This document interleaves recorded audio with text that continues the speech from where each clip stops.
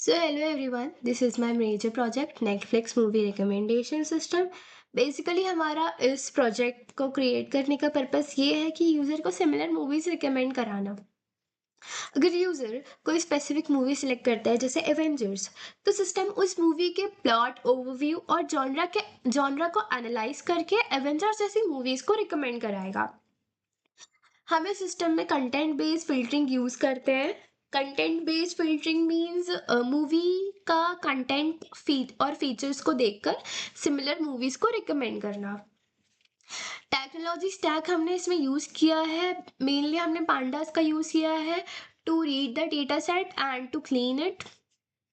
फिर हमने scikit line का यूज किया है मशीन लर्निंग एल्गोरिदम्स के लिए, specially count vectorizer and cosine similarity के लिए। देन हमने पिकल मॉड्यूल का यूज किया है to train the model and data objects को पाइथन में सेव करने के लिए। देन हमने स्ट्रीमलिट का यूज किया है जो कि हमका वेब इंटरफेस बनाकर देता है वेरी इजीली। मतलब वो पाइथन में बहुत इजी वे होता है हमें एक वेब ऐप डिजाइन करने के लिए। और डेटा सेट हमने यहाँ पे हमारा पूरा डेटा सेट ले लिया है एक CSV फाइल के फॉर्म में।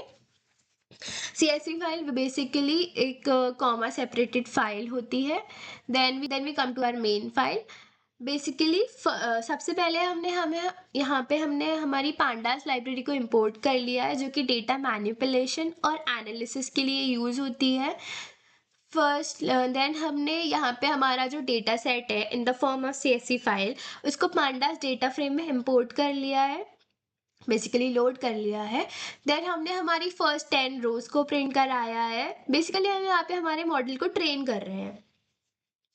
फिर हमने उसकी सारी समरी स्टैटिस्टिक्स निकाल लिया है, count, mean, standard deviation, minimum value in a column, first quartile in a column, median, third quartile and maximum value in a column. तो बेसिकली काउंट मीन होता है कि इस किस कॉलम में कितनी नॉन नल वैल्यूज होंगी, लाइक आईडी कॉलम में कितनी नॉन नल वैल्यूज हैं।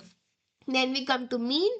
देन हमारे पास स्टैंडर्ड डेविएशन है। स्टैंडर्ड बेसिकली एक स्टैटिस्टिकल मेजर है जो बताता है कि हमारी जो मीन वैल्यू है उससे हमारी वैल्यूज कितनी ज़्यादा स्प्रेड आउट है, उससे कितनी ज़्यादा दूर है हमारी वैल्यूज।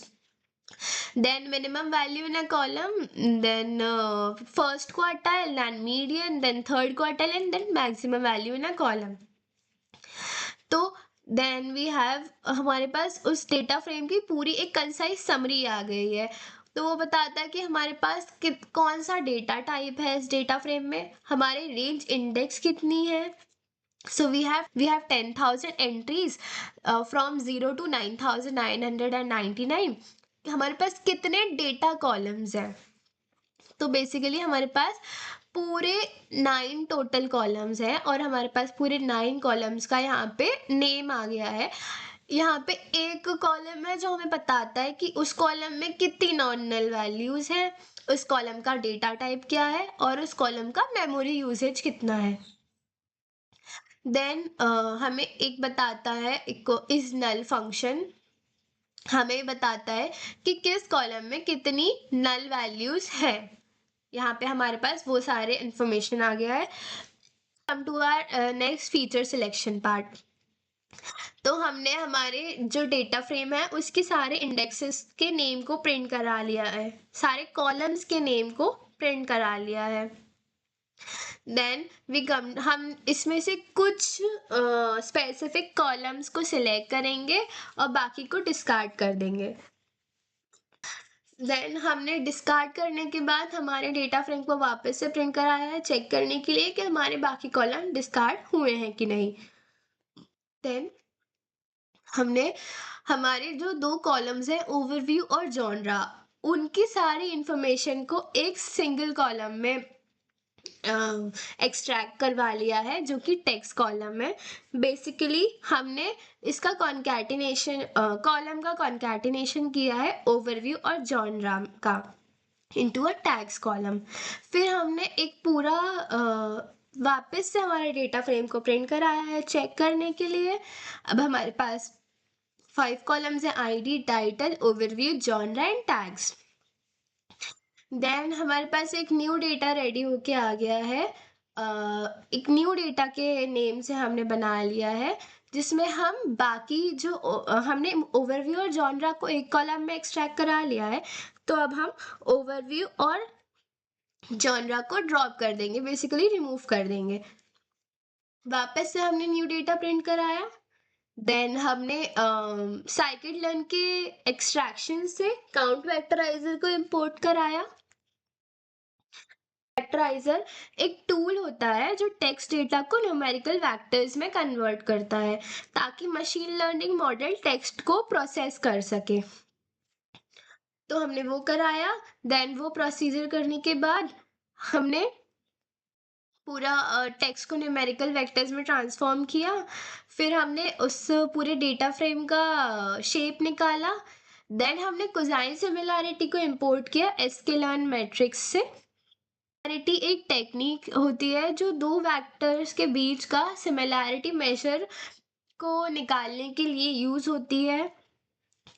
तो सिमिलैरिटी में कोसाइन सिमिलैरिटी, देन हमने पूरे सिमिलैरिटी को करवा लिया है कि जो फर्स्ट मूवी होगी वो फर्स्ट इंडेक्स उसका तो यहाँ पे 1 आ गया। देन जो सेकंड मूवी है वो उससे कितनी सिमिलर है, थर्ड मूवी उससे कितनी सिमिलर है, ऐसे सारी मूवीज का हमारे पास एक प्रॉपर 2D एरे आ गया, सिमिलैरिटी एरे। देन हमने वापस से न्यू डेटा प्रिंट कराया। देन हम टेस्ट करेंगे कि हम एक स्पेसिफिक मूवी का इंडेक्स निकालने की कोशिश करेंगे। तो इसमें न्यू डेटा में से देन हमने द गॉडफादर मूवी का इंडेक्स निकाला। फिर हमने उसकी सिमिलैरिटी निकाली, जो हमने सारी मूवीज के लिए किया था वो अब हमने एक स्पेसिफिक मूवी के लिए किया है। तो हमारे पास उसके लिए एरे आ गया कि जो 0th इंडेक्स पे जो मूवी है वो सेकेंड इंडेक्स से कितना सिमिलर है, और फर्स्ट इंडेक्स पे जो मूवी है वो सेकंड इंडेक्स से कितना सिमिलर है, वो सारा पूरा हमारे पास एरे आ गया।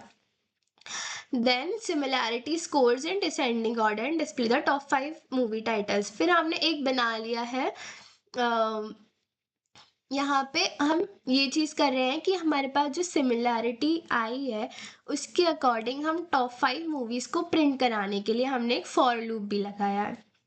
देन उसके बाद हमने एक रिकमेंड फंक्शन बनाया है जो कि ये सारी प्रोसेस करेगा। देन हम एक उस रिकमेंड फंक्शन को टेस्ट कर रहे हैं।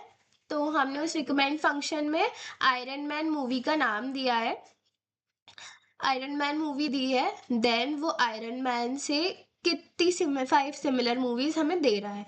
देन हमने पिकल मॉड्यूल को इंपोर्ट किया है to save the objects in Python.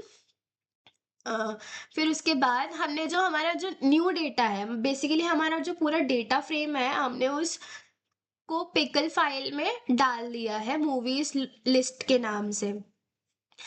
Then हमने जो हमारी सिमिलर मूवीज जो होंगी वो हमने एक similarity.pkl नाम से एक फाइल में डाल दिया है। देन हम उस पूरे अब उसको लोड एंड इंस्पेक्ट करके देखेंगे कि वो चीज़ काम कर रही है, हमारी pkl फाइल बेसिकली काम कर रही है कि नहीं। तो हमने उसको लोड और ओपन करके देख लिया है कि हमारी pkl फाइल वर्क कर रही है। नाउ वी कम टू, हम आते हैं हमारी नेक्स्ट फाइल पे। बेसिकली इसमें हम हमारे पूरे वेब पेज का इंटरफेस डिज़ाइन कर रहे हैं। सबसे पहले हमने यहाँ पे रिक्वायर्ड लाइब्रेरीज को इंपोर्ट करा लिया है। फिर हमने हमारी जो दोनों pkl फाइल है उनको लोड कराया है इसमें। देन हमने हमारा जो एरे है मूवीज लिस्ट का उसको एक्सट्रैक्ट करा लिया है इसमें। देन हमने जो हमारी मेन हेडिंग होगी, header movie recommendation system web app में, उसको डिस्प्ले कराया है। देन हमने एक सिलेक्ट बॉक्स क्रिएट किया है, ड्रॉप डाउन बॉक्स, जिसमें मूवीज की पूरी लिस्ट होगी। देन हमने रिकमेंड फंक्शन बनाया है यहाँ पर, जो कि हमारे पूरे उस प्रोसेस को करने में हेल्प करेगा, मूवी को सिलेक्ट करने में, देन उसके सिमिलर हमें 5 मूवीज रिकमेंड कराने में वो सारी हेल्प करेगा। फॉर लूप के बाद वो रिकमेंडेड मूवीज को रिटर्न कराएगा। देन हमने एक बटन क्रिएट किया है, शो रिकमेंड बटन, जो कि हम मूवी सिलेक्ट करने के बाद प्रेस करेंगे।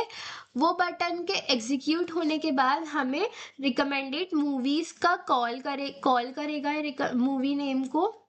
देन हमें रिकमेंडेड मूवीज शो होंगी।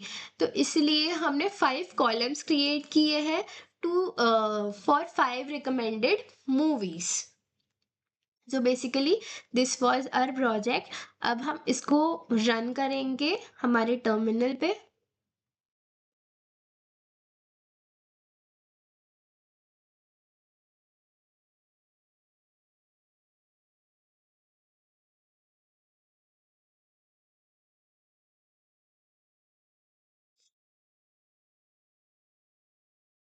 एज यू कैन सी ये एक लोकल होस्ट पर रन हो रहा है।